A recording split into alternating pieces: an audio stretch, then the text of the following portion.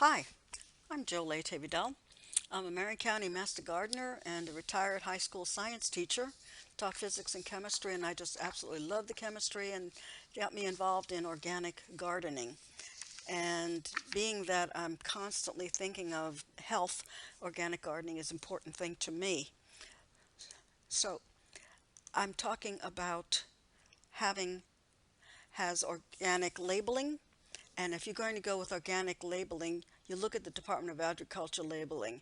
And if it's organic, it's done without, as you notice with the red letters, synthetic pesticides or synthetic fertilizers or sewage sludge, irradiation, GMOs, hormones, steroids, and antibiotics. And you notice today all of the companies are now saying no hormones or steroids or antibiotics because it has been found that that has been disrupting our community, and especially with the children, disrupting their health. And I'd like you to share why we don't do these particular things. The ammonium nitrate, for example, it's it's giving you a nitrogen source, but it's also leaving you with a salt residue. And you see that when you have plants in pots, and you notice if you have a plant in a pot over the course of a year or two, they tell you you need to take the plant out of the pot, put fresh soil, and wash the pot. There's a white crust in it. Well, the chemical fertilizers break down and leave a salt residue, and that white crust in the pot is the salt. And that will build up in the soil and cause problems. And then you see the next one, the genetically modified seed. So that carries herbicides, and they genetically modify seed to be resistant to chemical sprays. And if it's resistant to chemical sprays, where is that spray landing on the plant? And I don't know, it's creepy to me to think that I'm eating that chemical spray in the plant. And sewage sludge. That is what's left over after the water has been processed in the sewage treatment plant. And when it comes out, it's really not drinkable. That has to go into tanks and then down the soil and has to be treated further by the ground, and then it's brought back up again. And if you drink sewage sludge, you are actually possibly eating fecal matter, heavy metals, pathogens, drugs, prescriptions that people flush down the toilets, and other chemicals. Treated seeds, well, those treated seeds have that blue coating on them, and that blue coating is usually done in order to increase herbicide resistance, growth regulators, or their inoculants, and you really don't want to eat that. And then this next one, wetting agents. If they put a wetting agent on a seed, it's actually a soap that is used to reduce the surface tension of the water so that the water flows better. But if you have good, clean soil, the water will flow more easily. It's not necessary. And then you see PVC plastic. Well, the PVC breaks down in the sunlight. Most of our plumbing today in our modern houses, the plumbing is PVC, but it is underground or inside the house. It's not exposed to the sun. Any PVC exposed to the sun breaks down, and when it's breaking down, it's releasing chlorine and dioxins and what's called BPA.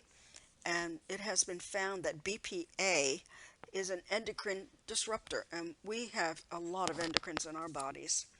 And then there are chemical sprays. Do not use chemical sprays in an organic area because you don't want the chemicals on your food. You don't want the chemicals killing pollinators and the beneficial insects. And it's so sad when someone sprays a plant to kill an insect but also kills pollinators along with it. And then the last one, pressure treated wood. Years ago, pressure treated wood was treated with arsenic, but they changed it because that got outlawed and changed it to copper.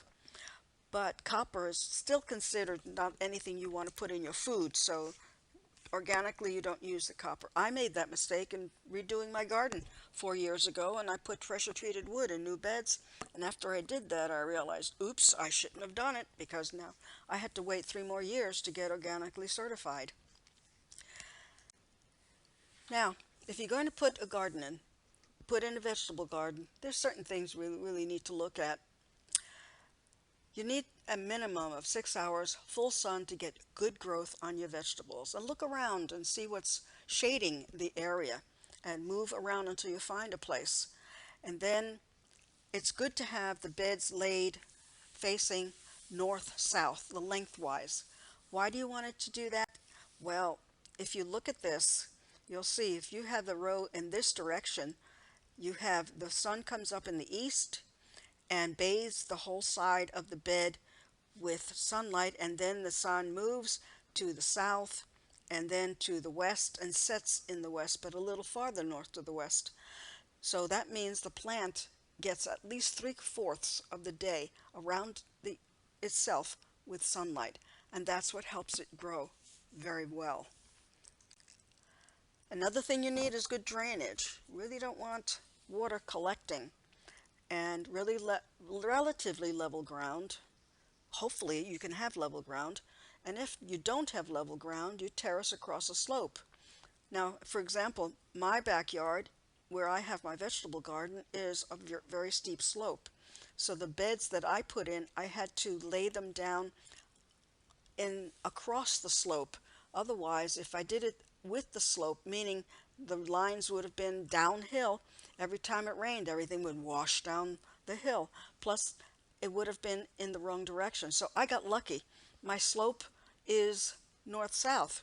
So, I mean, the slope going downhill is east-west, but the line I put in north-south, which is across the slope, which allowed me to make level beds.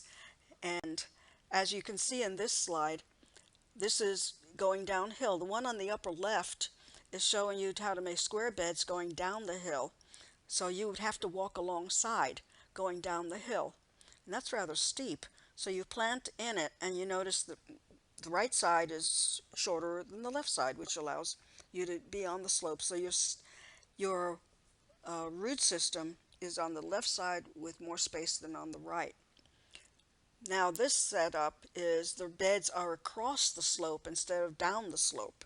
And this is the way I have it put in, which means that the bed on the right is up a little higher than the next one on the left, and still higher than the next one on the left, as you see the three in the middle. And then you have walkways in between, which allows you to have nice level beds even though you're walking downhill. And that's really a good thing for a lot of good reasons. Another thing you need to do is look at around and see how close to buildings and trees your beds are, because the trees, as you see in the diagram, most trees' root system is double the width of the top of the tree, or what they call the canopy. So if you look up at the canopy of the tree and it's 10 feet wide, then you can assume that the root system is 20 feet wide. And that's not a good idea if you put your garden over where the root system is, because the roots will compete with your vegetables and they will grow around them, around the roots of the vegetables. So you try to keep it out. And eventually you'll have roots growing into your garden. You just have to cut them down and get them out of there. You'll find them when they get there, but you try to stay away as much as possible. And buildings, if you've got concrete buildings and concrete walkways and cement block, you have a lot of lime that leaches into the soil. Also, you have to be aware buildings and trees create shade. So if you're putting stuff on the north side of a house, you're not going to get any sun. So you have to be aware of where you are. And then water. You're going to have to water. And if you're watering, you need hoses. And if it's not near the house or near where the hose is, you're going to have to be dragging them around. And that gets old after a while. And if you've got multiple beds, you're dragging on top of beds or bumping into things. Electricity is really an option, but if you're going to be serious about this and growing year-round, you would like to have your watering on a timer. If that's the case, then you don't have to worry about what is watered and what is not watered, because it's already being done automatically. So, for example, when I had my garden set up, I dug a trench from the house to the garden area and put in water and electricity underground until we got to the area. So that means I have an electrical timer that turns the water on and off. I tried with battery operated ones, but they got a little expensive and they only lasted about a year. So it was cheaper to put the lines in than have to replace the battery operated ones every year. And then the next fence is really optional, but I have dogs and they love to play, so therefore a fence is needed. In some areas you've got rabbits and you've got other critters that crawl around that like to dig or like to eat what you're growing. Or you have deer, and sometimes people have to put up 6-foot fences to keep the deer out. But that depends on where you live and if you have critters that are going to be visiting your garden when you're not there. Now, what you see now is just a diagram of my garden so I can give you some information.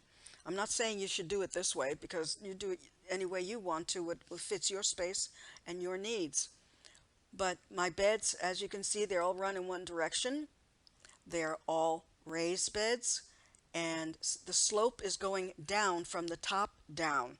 So when you look at it, the upper part of each bed is shorter than the lower part of each bed. So the lower part is 12 inches and the upper part is 10 inches with all 9 beds going downhill. And they're in different lengths because of the space and what I had to put in.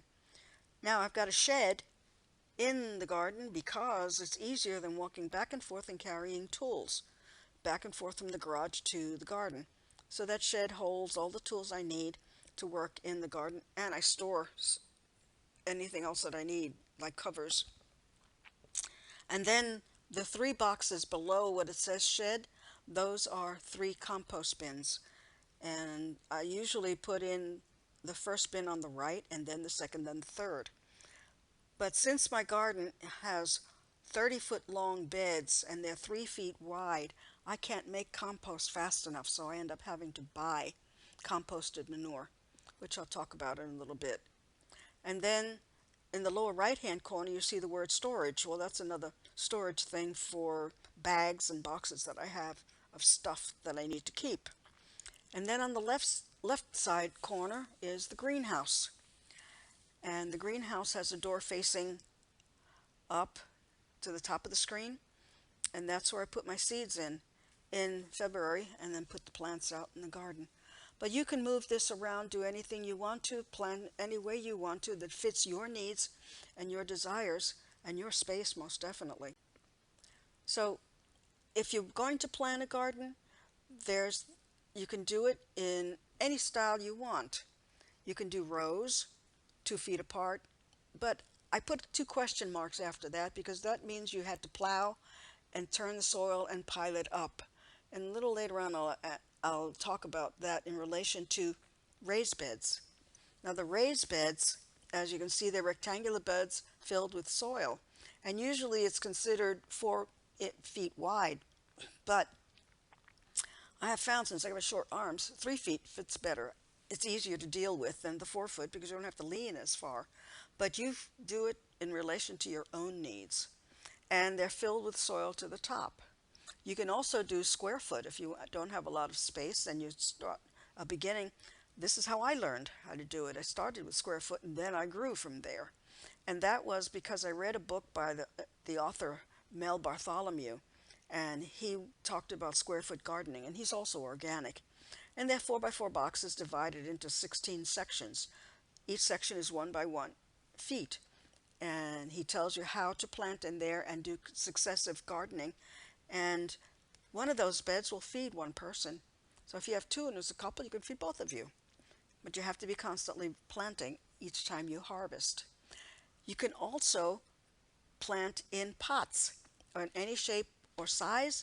Also, there are bags that are available today on the market, and some people that I'm familiar with plant on terraces or balconies because they don't have backyards. So then pots or bags are really a good idea because you can move them around, you can empty them, and you can grow quite a bit. And the bags are reusable for at least 4 or 5 years. And if you use pots, make sure that they have good drainage. And then there's incognito gardening. Well, as we all know, we have uh, subdivisions where there are rules that you're not allowed to have a garden. And I share the story, one of our master gardeners who has since passed away used to say he did shh gardening, real quiet, because he planted his vegetables between shrubbery facing the sun.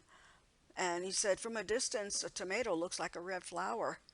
And he would compost by taking the scraps for after dinner, going out in the yard, moving the mulch and dumping that and covering with the mulch, and just did that around the yard every night. And he had a very successful vegetable garden and nobody knew it. So this is saying why raised beds instead of plowed rows. Well, I do the raised beds because you don't need to rebuild the rows. If you plow and you build a row, it's only a few inches high, and you plant in it, and you've got soil on either side. And then we have our gully washer rains, and the soil washes down and levels off again. And then you got to put it all back together again. And then if you are doing rows, then you have to plow and flip the soil and build it up and then do it continuously over and over again. In a raised bed, you don't have to do that. You put the soil down and you leave it there, and it doesn't get washed away because it's trapped inside a box. And do you have to plow it? No, because you don't need to move it. And then if you put amendments like fish meal or bone meal, the amendments don't wash away, they don't slide down the hill. They are all contained within the box. And you can build these beds up to 12 inches or 24 inches, or raise them so that someone in a wheelchair can work with it, or someone who can't bend over can work. So it's easy for the human to work in the garden, and it's more productive that way. Also, if you put in raised beds, you can have permanent walkways in between where you don't have to be constantly making walkways. And you do the walkways with mulch or with stepping stones, or whatever will work for you. So then you have your beds on the walkways, and it's a lot less work to do it that way. And you easily cover the beds. When a bed is finished and it's too hot, for example, you're growing a vegetable, let's say with my 9 beds, I can't have them open all the time. So when I empty a bed and take all the vegetables out of that particular bed, I cover it with fabric cloth and anchor it down in the corners or on the sides and let it rest, because I don't want it exposed to the sun. But it's hard to do that when you don't have a square or, the wood to hold it in place. And then, since I have the raised beds, I can also have a faucet at the end of each bed that I can control. So if I'm not using the bed, I just turn it off. And the other beds are getting watered on a regular basis with the timer. And it's also easier rotation when you're planting. You should do crop rotation, which I'll talk about in a few slides. But it's easier if you have, let's say, beds 1, 2, 3, 4, and you're rotating. You can go from bed 4 to 1, 2, 3, 4, and 4 to 1, 2, 3, 4. And you don't have to be rebuilding rows. So there's a lot of advantage to having raised beds. Now, that word, tilth. What is tilth? It's said it's the physical condition of the soil. Stability of the soil particles. If you hold soil that has good tilth, that means that it's not going to run between your fingers, and it's not going to be gooey and wet. It's going to be loose but yet sticking together, and it looks like what's in the hands there, as you see in the illustration. And it has a good moisture content. It has air in it, oxygen, and water infiltration and drainage. It will drain at a good rate. It doesn't flush completely, and it doesn't hold water. And a major thing, because of the stability and the moisture and the air, you have a live micro herd. Okay, how do you recognize good till? Look at it. See that? What's that in the right hand corner? Worms. They're alive. And it's loose and crumbly, as you see in the hands. The spaces in the soil that you can see is made by the organisms and the roots of the plants. It's not done by plowing. It's done by nature. And then 50% of the volume should be spaces. Think about a worm. When the worm is growing through the soil, the worm is actually eating the insects and eating some of the soil, and it's coming out the back end. And what do we call that? Worm castings. But while the worm is doing that in the soil, it's creating a tunnel, and that tunnel allows air and water to accumulate in the soil for the rest of the live material in the soil. So 50% of it should be empty space. It should not be compacted, and it should not be powdery. And that's not good for the soil. So repeated tilling, as you see, so many people, they're constantly tilling. I know someone that was tilling twice a year and started complaining that the soil was getting hard and was hard to plant. And we talked about it, and what's happening is constantly tilling is hurting the soil. And these are some of the things that happen. When you till, you're taking the soil and you're flipping it upside down. You're flipping it over. And down in that soil are many weed seeds that have been there for a while. And as soon as they're exposed to the sun, they start to germinate. So tilling to get rid of weeds is sort of not productive, because you've buried the weeds that were there, but you've exposed more weed seeds to the sun to grow new weeds. So really you're not meeting your objective. And then tilling collapses the soil's pore spaces. If you till, you're taking the soil and flipping it, and that causes the pore spaces to collapse. The ones that the worms made, all of a sudden they're gone. They're flat. So what happens? Less air, less water. And have you ever driven down the road and someone is out in a field running a plow, and you see the wind is blowing and you see there's brown stuff in the wind? Well, that's the soil that's blowing away, and that's what's called erosion. And if you go back in history to the 1930s, when the Great Plains sort of just died because of too much tilling, and if you ever study the Dust Bowl, you'll find out that it was caused by man constantly tilling and not allowing the soil to live. And then tilling puts excess oxygen in the soil, causing carbon dioxide release. Today there's a lot of talk about carbon dioxide in the air, and tilling puts some of it there too. That's one of the causes, because when you expose the wet soil to oxygen, it burns the carbon that's in the soil, and the oxygen burning the carbon creates carbon dioxide. So you need the carbon in the soil. It's the food for the plants. And by tilling, you're losing that carbon each time you till, because it's becoming carbon dioxide. So you want to hold that carbon in the soil. And then the next thing that happens, tilling powders the soil, which creates hard pan. Okay, you take the soil and you flip it and break it down, which means it gets compacted. And you're constantly tilling and constantly compacting it until it starts to get hard, as that gentleman had said to me that his soil was getting hard. And that's called hard pan. It's hard because it's getting thinner and thinner, and the particles are getting closer and closer together. It has less air, less water, and the more air and water you lose, the more the microherd in the soil starts to die, and then you don't have anything living in the soil any longer. And that's a sad thing, because you're losing the soil. and tilling damages beneficial fungi and microorganisms. You're taking this blade and cutting through the soil and flipping it over. The sun dries out the soil, which kills the fungi, excuse me, and the microorganisms are exposed to the sun, and you're cutting them into pieces too. And why do we need microorganisms? Well, I'll explain that in a minute.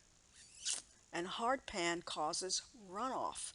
So if you're flipping the soil and creating it dusty and it's getting hard and it's getting compacted, then the water doesn't soak into the soil. And if the water's not soaking into the soil, it's running off the surface, and then any roots that are in the soil are beginning to die.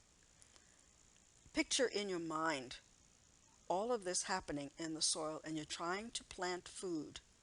It does not work well. And that's what's been happening with a lot of the garden pastures in the northern states, and a coalition has got together in order to try to save the pastures and the cattle and the farms. And part of it has been stop tilling, because all of these things cause soil to deteriorate. And Mother Nature creates soil from the top down, and you can build and plant a raised bed in one day. But before you do that, I need to talk about the microherd. I've said that word a couple of times, and the microherd is all of the following: beetles, worms, centipedes, mites, protozoa, fungi, bacteria, slugs, mold, roaches, ants. They're all in the soil. They're all beneficial. They all are down there eating each other constantly. And as they eat each other, they are creating carbon. They're creating food for the soil. They're also creating spaces by walking around, like I explained with the worm. And people buy worms to make worm castings so they can feed their soil. Well, what is a worm casting? It's a worm's defecating after eating another insect. If you encourage the worms in your soil, you don't have to buy worms to make worm castings, because it comes naturally. And then all of that, and the fungi is needed to be around the roots of the soil. The fungi helps the plants grow and help. I'm going to explain also how it does that. And the fungi and bacteria, we think fungi and bacteria bad, but in the soil there is good fungi and good bacteria. We have them in our bodies, which are good, and we need them desperately. So does the soil. And I don't know if you've heard of the word mycorrhizae fungi. Mycorrhizae fungi is a fungi that grows in the soil, and it grows around the roots of a plant. And the fungi that grows around the roots of a plant is beneficial because it acts as though, well, for example, you sit down to eat dinner, and if you don't have hands or a fork, knife, spoon, you got to stick your face in the plate to get the food. That's hard. A plant can't get the food out of the ground unless it gets into their roots. Now, the mycorrhizae fungi grows around the root system, and it works as a partner with a plant. It takes up the water and nutrients from the soil, breaks it down, and feeds it to the plant. And the plant soaks it in. The plant uses that and the air, water, and carbon dioxide in the air to do photosynthesis, and that's the process of making its sugars. And the plant uses those sugars to grow, and some of the sugars go down into the root system and feed the fungi, the mycorrhizae. So it's a partnership between the two of them, and they feed each other. And in the process, the mycorrhizae also increases phosphorus and iron uptake in the plant. So it's a good thing. And if you yank a plant out of the garden and look at the root system, if it's in good health and good soil, you'll see that the soil is glued to the roots. And you have to actually shake the soil off. It's glued to the roots because the mycorrhizae has there, and that is doing the job of holding on to the roots and feeding the root of the plant, and then the plant is feeding the mycorrhizae. So in order to have healthy soil, we have to have the microherd, which is alive, and the mycorrhizae, which is the partnership between the roots and the soil. And back to that statement, Mother Nature creates soil from the top down. You can make yours the same way. You can build and plant a raised bed in one day. It's called the lasagna garden. Now the lasagna garden bed, let's compare it. You're going to build the garden on the right. Mother Nature built it on the column on the left. Okay, so starting at the bottom of the columns, you see bedrock and limestone. The state of Florida is a lime rock state. Ocala sits on a lime rock ridge, so that's what we are. We are on lime rock. So your backyard or front yard or wherever you're going to put the garden, you don't need to dig anything. You have a yard, you have a space, okay? Nature put plant material, which is the parent material, leaves, branches, all kinds of stuff piled up on the ground over the years. You can do it in one day by putting a layer of newspaper and cardboard. Newspaper and cardboard will break down over a period of time. It does two things. One, it helps keep the water from draining too fast if you have very sandy soil. It also holds water. And then you have subsoil normally. That's where the storage is. The subsoil is where all that parent material has broken down somewhat and is allowing water to soak in and hold it. You put down plant litter. What's plant litter? Leaves, branches, grass. Just make a pile of it. So let's go back down to the bottom. The newspaper and cardboard, you put a couple of inches of newspaper and cardboard. And then you put a few inches of plant litter on top of that. A nice good pile of it. Remember, you're filling a 12-inch bed. And that plant litter holds water. And the cardboard and newspaper will also hold water. And the newspaper and cardboard will break down after a while and become parent material. Then the next layer up, normally Mother Nature, it's organic layer, and that's the plant litter and the microbes and the animals that died all break down.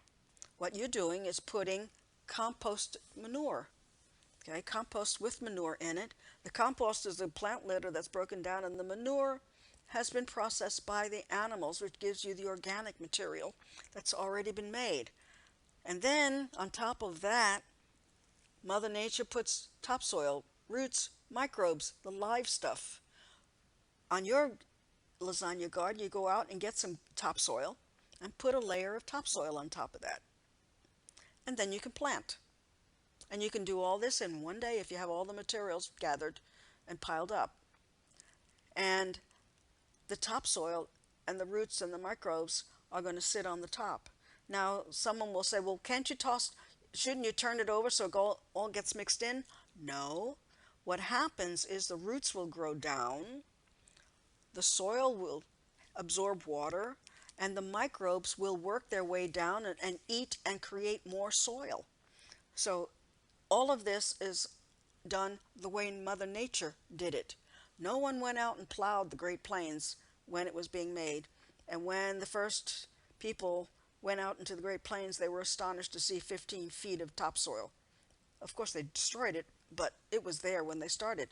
No human did it. It was Mother Nature.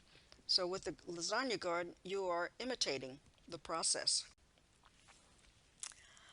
Now, in the design that I showed you of the garden, the very middle bed, I should have mentioned it to you at the time, but the middle bed is the sacrificial and banker plants.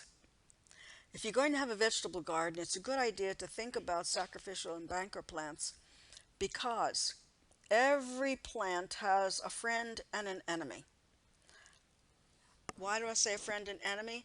Well, every plant, any vegetable plant, has an insect that would love to eat it.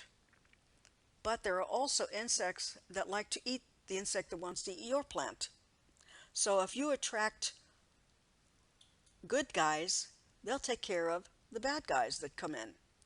So sacrificial and banker plants are those that allow you to work with them. So the banker plants are the plants that attract the enemies away from the garden. So if you're going to have plants in the garden, you want some plants in the aster family or parsley or dill, which will attract enemies away from your vegetables. I call them enemies because they're insects that you don't want on your vegetables. And then putting in sacrificial plants in that bed also allows you to attract insects that are good for your plants, and like butterflies, bees, hummingbirds, all of those, especially bees, you want in your garden because you need pollinators. There are certain plants that you will never get fruit unless they get pollinated. And if they don't get, like squash and cucumbers, if you don't have pollinators, you will not get squash or cucumbers. So you need to have plants that will attract them. So you make a bed, and some of the examples are, as I mentioned, parsley, dill, or anything in the aster family, or vegetable sunflowers, nasturtiums, chervil, basil, oregano, marigolds, cilantro, rosemary, black-eyed Susan. It's pretty, and you can have more beds around. I've got a few trees around my garden that attract bees, which is good. The basil is the African blue basil is fantastic here. It lasts all year. It has a great flavor, and it constantly has bees all over it. And oregano, I use the Italian oregano, and you can have 3 different kinds of bees on the Italian oregano, all at the same time. And don't be afraid of bees in the garden because they're so busy eating, they couldn't care that you're there. They ignore you completely if they've got flowers to eat on. So they're a good thing to have. So that's one bed or 2 in the garden or beds around the garden. And then previously I mentioned when you're growing vegetables, you have to know that all vegetables use the chemicals in the soil. Why do you put fertilizers down? If you put chemical fertilizers, you're adding nitrogen, phosphorus, and potassium. If you're doing organic, you're adding nitrogen, phosphorus, potassium, and all kinds of other elements in large quantities. Now these all help the plant grow. And there are 4 different types of growing plants that use different amounts of these chemicals. For example, a root plant uses more potassium in its growth pattern than the fruiting plant. And a leaf plant like cabbage uses more nitrogen. Anything that's green uses a lot of nitrogen in order to grow correctly. The fruit, the tomato for example, uses up a lot of phosphorus, and this allows the plant to grow well. Now the bean sets nitrogen. What does that mean? Well, it uses potassium and potassium and phosphorus, but it also sets nitrogen, meaning that in the process of growing, it makes nitrogen, and the nitrogen goes down into the soil. So if you put 2 plants beside each other, one that sets nitrogen and the one that uses nitrogen, you get a pattern and a friendship between the 2 plants. Now to keep the soil healthy, you never really should plant the same type of plant in that area year after year. For example, if you're planting carrots the first year, the second year, the third year, the amount of potassium it's using, the first year it uses some, and then the second year it uses more, then more, then more. So that means if you're going to maintain a good root system to grow good carrots, you're going to have to be adding more and more potassium because you're losing it. So the best thing to do is rotation, and usually a 4-season rotation is the best way to go. And it shows here on the left in the picture. You've got the root vegetables the first season. Then the second season it moves over to where the cabbage is, and the cabbage moves where the potato is, and the tomato moves where the bean is. And then the next season that root system goes down, and then the third, and then it's back to the first one again. So let's say you start with going around clockwise, bed 1, 2, 3, 4. The root system the first season was in bed 1, then bed 2, then bed 3, then bed 4, and then back to bed 1 again. So in that process, you've helped maintain a balance of nutrients in the soil, and it keeps it a lot healthier. But besides doing that, you notice it says also it confuses pests. For example, cabbage has a pest that's called the cabbage worm. Now that cabbage worm exists because its egg was deposited in the soil by a moth. The moth laid the eggs in the soil. They grew into a worm, and the worm goes up into your cabbage and starts chewing holes in the cabbage and eating. Now, you don't want that to happen. So if you're doing crop rotation and you had cabbage in bed number 2 this season and you had cabbage worm, you're moving, next season's cabbage is growing in bed number 3. The eggs that were laid by the moth in bed number 2 hatch, and all of a sudden there are carrots growing in that bed. Cabbage worms don't like carrots, so therefore they're not going to eat. So that is one of the good things. And then the cabbages move to bed 3, and then bed 4, and back to bed 1, and then back to bed 2 again. So that means by the time it gets back to bed 2, hopefully the cabbage worms will not be there. It keeps the pests down because they're constantly moving their food to another area. As I said, it balances soil nutrients because you're not using up the same element in the soil continuously. And the third, it varies the root structure. You have a root plant, which is the carrot or the onion. And then you've got a plant like the cabbage, which has a very thick trunk and a wide root system. Then you got the tomato, then you got the bean. It varies the amount of structure under the soil and the shape, which allows the microherd to continuously live. And one thing that I learned that helps the mycorrhizae in the soil to stay healthy between plantings is not yanking the plant out of the soil when it's done. What I've learned to do from constant research is when the plant is finished producing, or you're going to eliminate it, for example, the whole bed of tomatoes that I just pulled out yesterday, I took clippers and I went to the base of each plant and I clipped it at the soil level, leaving the root system in there and then just taking the plant and putting it into the compost pile. That allows the mycorrhizae to stay there. You haven't disturbed it, you haven't bothered it, and the microherd is undisturbed. So then you can plant again. And when you plant again with a different plant, the mycorrhizae is still in there, healthy, and allowing you to grow again. And if you continuously do this, you help your soil become healthier as time passes. Succession planting maximizes space. What does that mean? Well, succession planting means if you plant something in a bed, as soon as you clean it out, you put your new amendments down, which I'll talk about in a bit, and then you plant again. If you don't do succession planting, for example, if you plant in the spring and then in the fall, you don't have anything growing in the summer. Either you plant something or you cover the beds.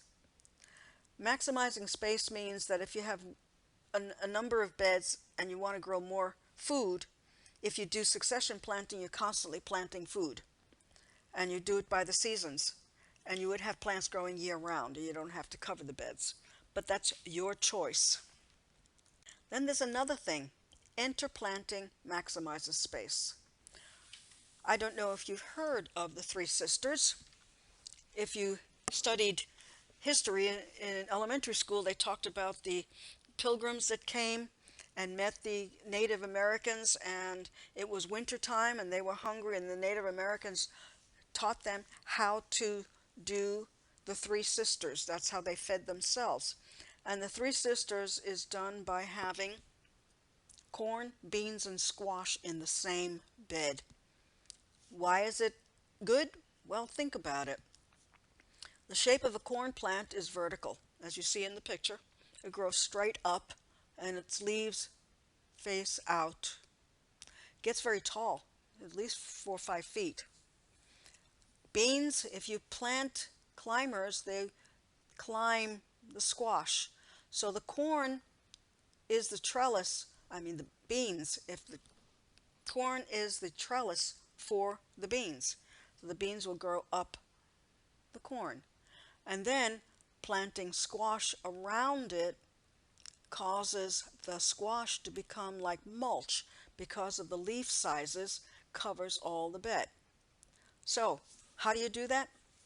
As you know, corn should not be planted in just rows. Corn has to be planted in blocks close together because the wind is what pollinates the corn, and they have to bump into each other and be close to each other to get well pollinated. So you plant the corn, and then once the corn has grown at least a couple of feet, then you plant climbing green beans or peas around it, like a square around the base of the corn. Then they will germinate and grow up the corn. And once they start growing up the corn, then around the outside of the beds, you plant the squash. And as all three are growing, the corn is using the nitrogen in the soil, and the squash is using the nitrogen in the soil, but the beans are putting nitrogen back into the soil. So they're working together. The beans are being supported by the corn, and the squash is keeping the soil shaded and preventing weeds from growing. And then you've got a lot of food in a small space. And that's where the Three Sisters started. And it's really fun to give it a try and see how it works. Now, which are fertilizers? I've talked a lot about the plants and putting things and how to put it together, but understanding the difference between organic fertilizers and synthetic fertilizers. An organic fertilizer is material, it's compost and manure. Compost and manure, and it feeds the soil. If you look at a synthetic fertilizer, it does not feed the soil, it feeds the plant. So the material that we put down as organic is feeding the soil, and the soil feeds the plant. The synthetic fertilizer only feeds the plant. You go back to the left. The organic fertilizers build structure in the soil by feeding the microherd, which makes structure. The synthetic fertilizer does not build structure in the soil because it dissolves and it builds salt. Remember, the nitrates break down and make salts. That doesn't happen with organic fertilizers. The organic fertilizers hold water. The synthetic fertilizer leaches through the soil. If you're building structure on the soil, you're retaining water. If you're building salts and not making structure, the water will leach through the soil and carry the fertilizers down. Organic fertilizers break down slowly. The synthetic, they water, they dissolve, flush down through the soil. And organic fertilizers feed the microorganisms down there. All those guys that are eating and pooping have to be fed, and that's what the organic material does. And in that process, they're building soil. The synthetic fertilizers, the salt builds up in the soil and kills the microorganisms. If you do some research to areas where they're constantly using chemical fertilizers and plowing, you will see that the soil is dead. All the soil is doing is holding up the plant. It's not feeding the plant. Organic fertilizers are recycling nutrients, and the recycling of nutrients builds soil. The synthetic fertilizers don't recycle anything, and they don't improve the soil. Organic fertilizers discourage nematodes, bad nematodes. There are all kinds of nematodes, but the bad nematodes are discouraged by organic fertilizers. The more rich the soil is, the fewer bad nematodes you're going to have, which are called the root knot nematodes. With the synthetic fertilizers, you need a pesticide to get rid of the nematodes because they're there. They've chewed up everything that's around them. So if you look at both sides, there's a lot of good reasons for going organic, and you understand the positives and the negatives. So this is a listing of what organic fertilizers are, and I color-coded them so that you can get an idea of which is which. Blood meal, that's made in the slaughterhouse. It's dried animal blood, and it has a very high content of nitrogen. You know, on the bags when you go buy the fertilizers, you get nitrogen, phosphorus, and potassium, NPK, and those are the three numbers, or the three major elements in the soil. So I'm just comparing this to the chemical fertilizer. Blood meal has 13% nitrogen, 2% phosphorus, and 0 potassium. So there's no potassium in blood meal. Bone meal is ground up bones from the slaughterhouse, and it has 3% nitrogen. Notice the difference between the blood and the bone. 2% phosphorus, and 0.5% of potassium. And the bone meal also has 24% calcium, and this is the same makeup as your own bones. Compost, just broken down leaves and grasses and plants, have 1 nitrogen, 0.5% of phosphorus, and 1% potassium. And there's cottonseed meal. Eggshells, 1.2% nitrogen, 0.4% phosphorus, and 0.1% potassium, and 0.4% calcium. Now, since I mentioned eggshells, if you're going to be planting tomatoes, eggshells are really very helpful, because tomatoes, if the calcium level in the soil is low, it will develop blossom end rot. So what I do is I collect all the eggshells and grind them up into a powder after they're dry, and I mix them in with all the rest. I put it on the ground with the rest of the blood meal and bone meal on the bed where I'm planting tomatoes to increase the level of calcium. Epsom salts. Epsom salts, you see I didn't put any numbers there because they do not contain nitrogen, phosphorus, and potassium. But if you want to acidify the soil, Epsom salts helps because it's magnesium and sulfur. For example, if you're growing hydrangeas and you want the hydrangeas to become blue, you have to increase the acidity of the soil, which is Epsom salts. And it has magnesium, 10%, 13% sulfur, and water. Then there's feather meal. Fish emulsion. That's great stuff for onions and garlic and fish meal. You can do either one, but the fish meal is dried and the fish emulsion is a liquid. But the fish emulsion has a 5% sulfur, where the fish meal doesn't. You lose the sulfur in the drying process. And that is used in onion and garlic about every 2 weeks during the growing season. Wood ashes.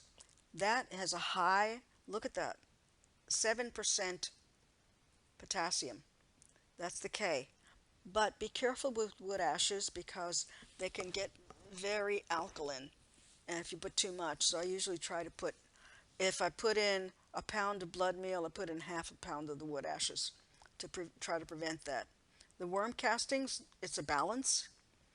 Azomite. Azomite is ground up rocks, and the ground up rock is added to the garden because it has all the trace minerals. And what are trace minerals? That's the copper, iron, boron, zinc, all the elements that are needed for a plant to grow and for you to grow. If you go and look at what are the elements needed in my body for health and what are the elements needed in a plant for its health, you'll notice that they're almost identical. So you need all of the trace minerals. And with having all of these natural materials like the blood meal, bone meal, and eggshells, you're getting a lot of those trace elements. They're not listed with the NPK, but they are there. But with the azomite, you're able to increase the amount of minerals in the soil. And you can buy that online, and your mailman's going to be a little annoyed because it comes in 25-pound bags. And it's heavy, but it's worthwhile. And organic for grass clippings, you can use those, and oak leaves. Those are great to use when you're making a lasagna garden, or you can use them as mulch. And I use mulch, which is pine straw, which works really well. So this is giving you an idea as to how much of each to use. Compost, it's all yard waste, food scraps, paper, dryer lint. I'll give you a list of what you can put in and what you should not put in. Manure, which is composted cow or horse or hog or rabbit, goat, chicken. And it says do 10 to 12 pounds per 100 square feet. So you measure your square footage of your bed, and then you can figure out how much of it you should put down. Now the best thing, you notice the word composted. Never put down raw manure. Put it into the compost or buy composted manure, because if you use the regular, as it breaks down, it creates heat and it will hurt the plants. So you don't want it to break down while it's in the ground. Now, comparing cow and horse manure, they're both very good, but cow manure, since the cow has 3 stomachs, by the time the cow drops its manure, most of the seeds have been broken down and chewed up by the cow, and the acids have destroyed the seeds. With a horse, if you notice the pellets of the horse, each little round pellet, if you look at it, you can actually still see the hay and the seeds in the manure. So you're going to have more seeds problem with the horse. Plus the horse manure is slightly saltier than the cow manure, but it's still good stuff. Hog, rabbit, goat, so all of them should be composted. And the one that should be composted the longest is the chicken manure, because it is extremely acidic and it will kill your plants if you don't do it well. Rock phosphate or natural deposits, that's what I was talking about with the ground up rocks. And 2 to 5 pounds per 100 square feet. The wood ashes, it's called potash or potassium. And you can also use seaweed or green sand and use 2 pounds per 100 square feet. The blood meal the same, the cottonseed meal. You notice on the average it's about 2 pounds per 100 square feet for all these amendments. And the fish meal or the fish emulsion, follow the label directions because it depends on how wet or how dry the material is on the bed. And then when you get to the last one, lime. You have to be careful in our area. As I mentioned before, we live on a lime rock ridge, and this lime rock ridge is all lime. So you must check your pH before you do any addition of lime in the garden anywhere, actually, because pH testing is necessary to find out what the pH level is in your soil. If you put too much lime in, you're going to have very sweet soil, and some plants that don't like sweet soil are not going to do well. So have a pH test done if you're not sure. And as becoming a master gardener, you're going to help others do the pH testing also. And the pH test is to check the acidity or alkalinity of the soil. And the average range in our area is 5.5 to 7, which means acid to neutral. 7 is neutral, and going down in numbers is becoming more acid. Most vegetables that we grow like to be between 5.5 and 7. For example, blueberries hate neutral soil. If you go down below 5, and 4.5 is where blueberries like to grow. If your soil starts to get sweeter than that, you're not going to get any berries. So you need to be aware of it. And we do our testing twice a month on a Thursday, second and fourth Thursdays of the month. And when the people bring it in, or if you're going to bring in any during this period of time of learning, you take the soil you want to be tested, lay it out on paper, and let it dry. Put it out in the sun. Make it bone dry and then put it in a paper bag. Why? Well, the machine that they have to use to test the soil has to use distilled water. And the distilled water will help measure what the acidity is of the particular particles of soil. If the soil is wet, you will not get a true reading. It will not give the correct readings, so you have to have dry soil. And plastic bags are not good because the plastic bag attracts moisture and traps it, so it's got to be in a paper bag. Each test is $2 and it's done here on campus, and the results are sent by email to the person that wants it, or you can get your own. So you'll probably have some testing done before you finish the class.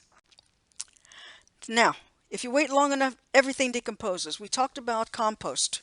What is compost? Well, it's all this stuff, all piled in a pile and breaking down. Leaves. People say that oak leaves don't break down. They have to. If they didn't break down, we wouldn't have any forest. All we'd have is leaves. So leaves do break down. They just break down at different rates. Grass clippings, coffee, tea, straw, hay, manure, wood chips, fruit, vegetables, paper shreddings, no color. Why? Color in paper has chemicals that you do not want to eat. So if you have newspapers, you can put newspapers in the compost, but make sure there's no color in there. And tear it apart. Don't put layers in the compost because it'll slow it down in the breakdown. Ground eggshells, if you'd want to put them in the compost, fine. Otherwise, I keep them to put them in the calcium for the tomato beds. Weeds, when you clean out your beds, if you pull weeds, just take the weed seeds off the heads and put the rest of the plant in the compost. If you take vegetables out of the garden, the parts of it you're not going to take into the house, put them in the compost bin. And those are spent plants. Any flowering plants in the garden, instead of throwing them out in the trash, put them in the compost pile. And dryer lint. Why? Well, 99% of the lint that you pick up on the dryer's filter is from cotton. Cotton is a plant. Now, caution. If you're making compost, don't put these in there. The oleander and castor bean, walnut, juniper, and acacia. They contain growth inhibitors. And growth inhibitors are not a good idea because you're putting a substance in the compost that prevents plants from growing. If you look at these plants out in your yard, like a walnut tree and an oleander, there are no plants growing around it because their plant gives off hormones into the soil that says, I don't want you near me.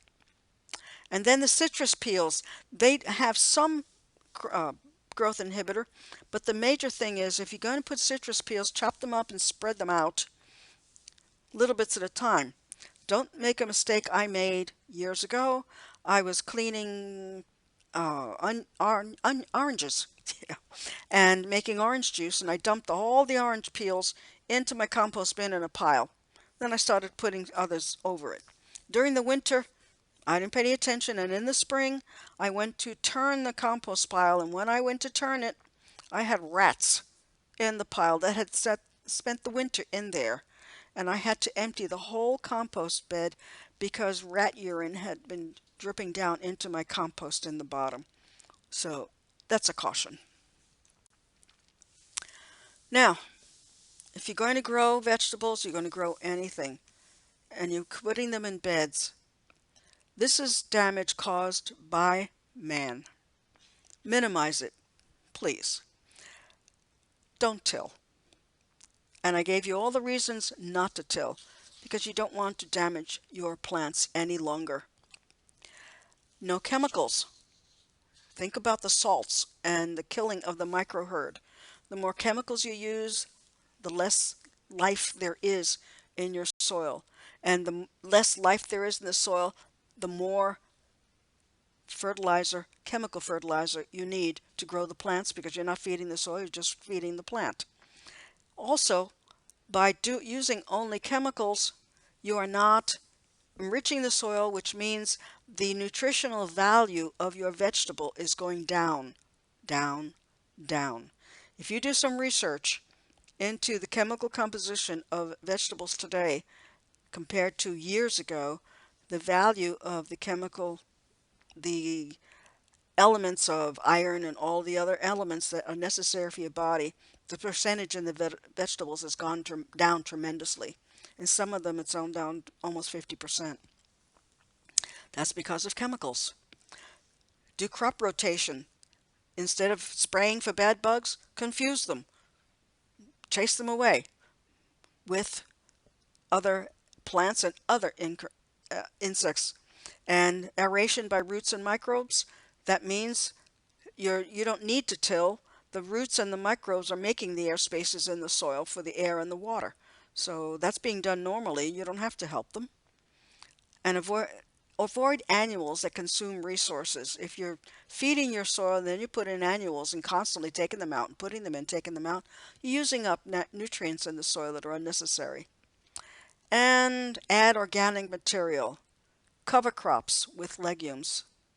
I never mentioned what a cover crop is. If you have an empty bed, you can put a cover crop in there instead of covering it with a sheet of fabric. The cover crop will be a legume, which means it's a bean or a pea in that family. You plant it, and then at the end of the season, you've put nitrogen into the soil, and you just cut the tops, put those into the compost bin, and plant again, and your soil will be rich again. And it didn't cost you much, plus you ate the beans or the peas. So this is a listing of what grows here on different seasons, the warm season and the cool season. Right now, I'm talking about August.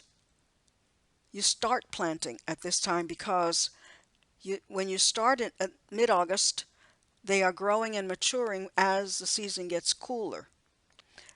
Warm season you plant in February because the season will get warmer. Now, if you plant in February, some years we have frost and some years we don't.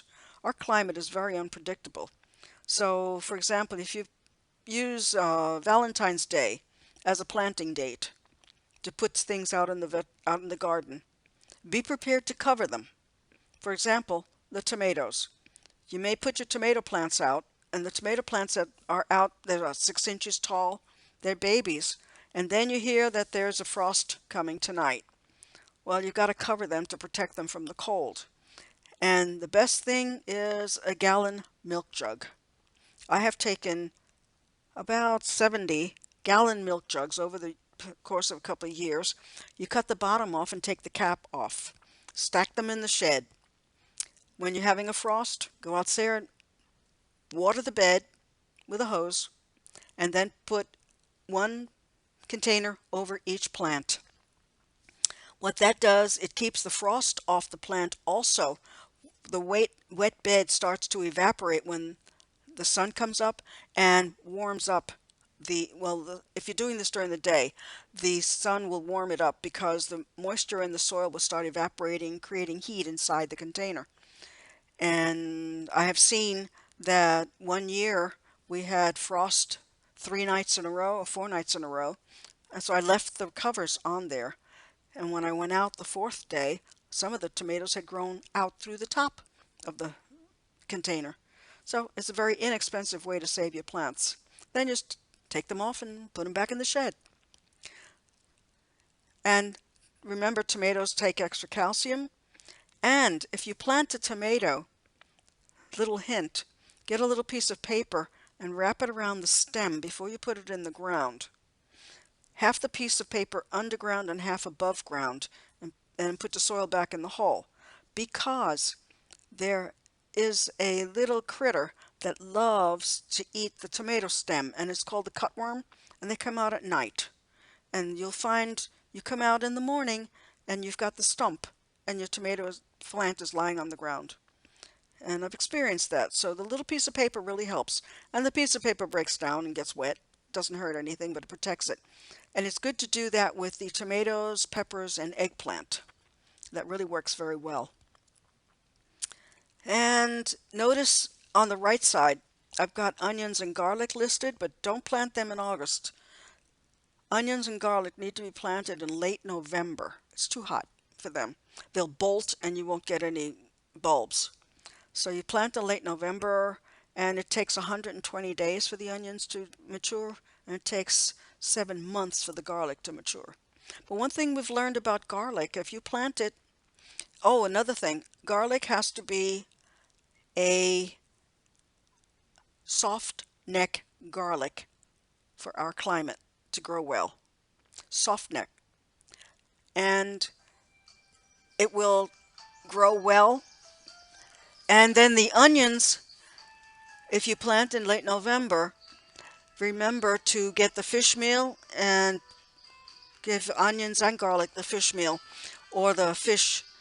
And then radishes, oh, they grow anywhere. Oh, also, the onions have to be short day onions. Short day onions grow here because our day is very short. As you go north, you'll notice there are 3 kinds of onions: short day, middle day, and long day. The long day onions grow up in Minnesota, Montana. The others grow in the middle of the country, and the short day grow here. As you go farther north, the day gets longer because of the altitude. So therefore, pay attention to what you're planting, when you're planting it, for you to have success in the garden.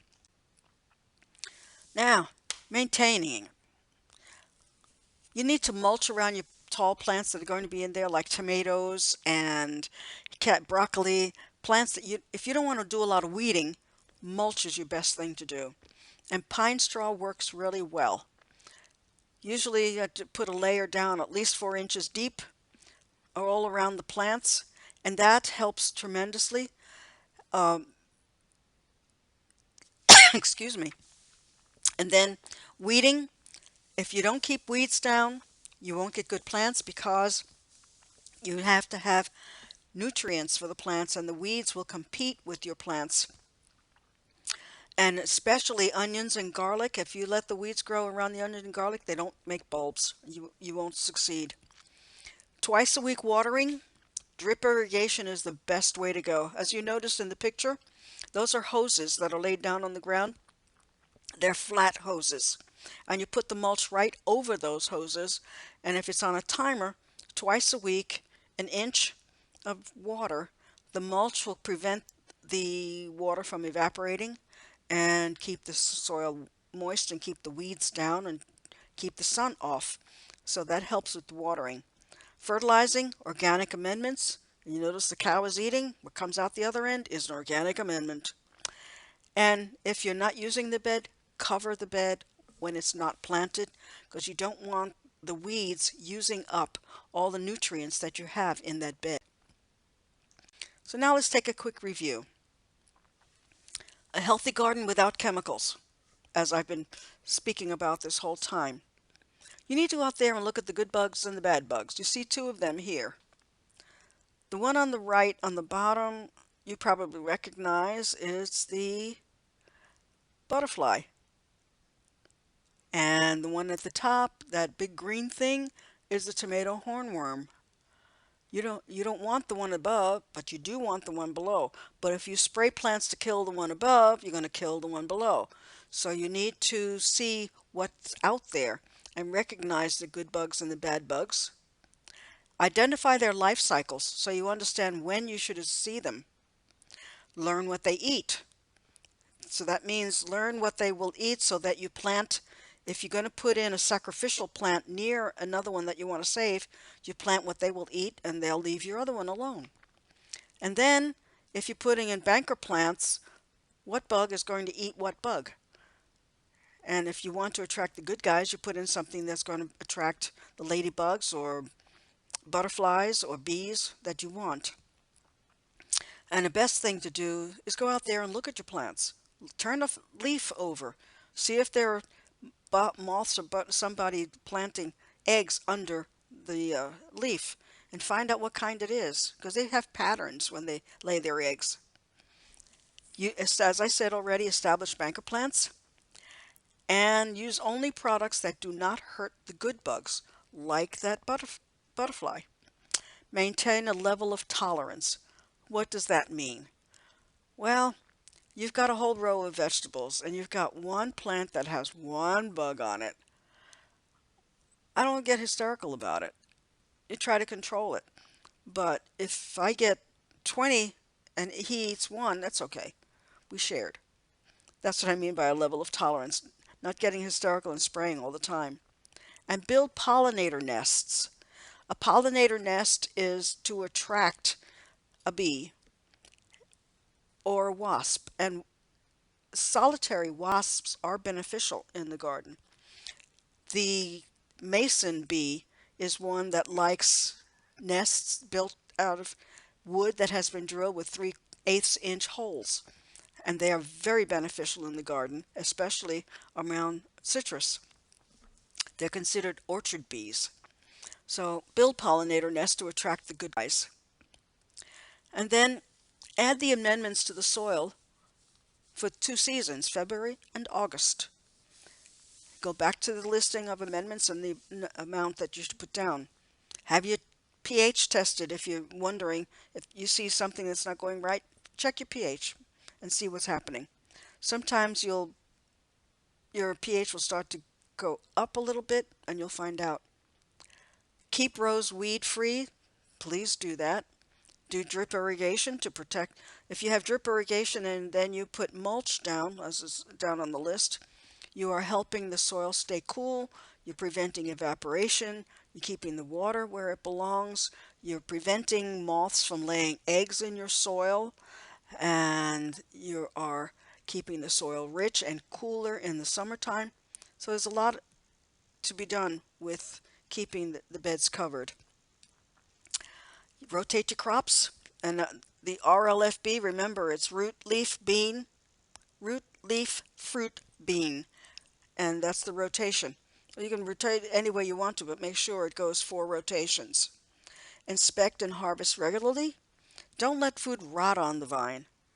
All that does is cause the plant to stop producing, because if you're constantly picking and harvesting, you're telling the plant, I want more, and the plant will produce more. But if you let stuff sit, then the plant says, okay, I'm done, and they stop producing. Do succession planting or cover the beds. Wash your plants. If you find you've got some aphids, you can just take the hose and spray the plant and wash the aphids off. Practice sanitation, meaning clean up. If you if your tomato falls and it rots, pick it up, put it in the compost pile. Encourage your good bugs by keeping it clean and with banker plants. And you put sacrificial plants, no chemicals, no tilling, and solarize to control nematodes. How do you know you had nematodes? Well, if you pull out, the plant is wilting and it doesn't look healthy, and you pull out the plant and look at the roots. And if you see bumps all over the roots, you've got root knot nematodes, and you'll see they're at the base of the stem also. So what is a root knot nematode? It's a nematode that starts to get inside the plant's roots and plugs the plumbing system. So the plant can't get water up to the top and it can't get nutrients to the roots. So the plant starts to die. The best way to get rid of these root knot nematodes is to solarize the bed. And solarizing the bed has to be done in steps. First step is to put a thick layer of compost on the bed, which is rich organic material. The root knot nematode hates organic material. The worse the soil, the more nematodes you have, the root knot. After you put the compost down, you water it, then cover it with a layer of clear plastic and seal it around all 4 sides and let it sit till the next season. That will kill off the root knot nematodes, but it will also kill off some of your microherd. But since you added more compost, your microherd will recover eating the new material or the compost. The root knot nematode does not like the compost. So to keep the new root knot nematode numbers down, make sure you're constantly adding compost to enrich the soil, and that will prevent them from doing that.